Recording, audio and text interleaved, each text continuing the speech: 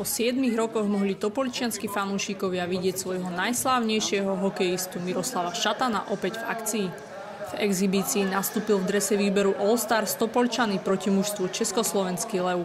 Naposledy som tu bol, keď sa mi podarilo vyhrať Stanley Cup, tak priamo so Stanley Cupom sme mali takú milú akciu tu na Topoľčanoch, takže to bolo asi posledný krát, kedy som tu bol, tak odvtedy ubehlo pár rokov a samozrejme rád sa sem vraciam, vidím, že štadión je trošku zrekonštruovaný, vylepšený, takže teším sa, že sa tu veci trošku hýbu aj dopredu.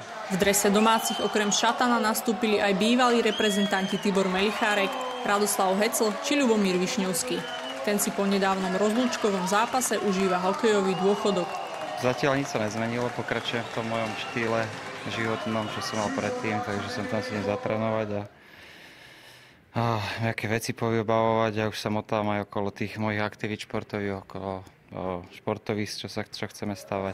2000 divákov videlo 28 gólov. V tíme Československý Lev sa o ne postarali najmä majstri sveta Martin Štrbák, Robert Petrovický či Česi Petr Prúcha a Martin Procházka. Najaktívnejším na ľade bol Jozef Štimpel, ktorý v uplynulých dňoch trénoval v tíme nového Tipsport ligistu v Liptovskom Mikuláši.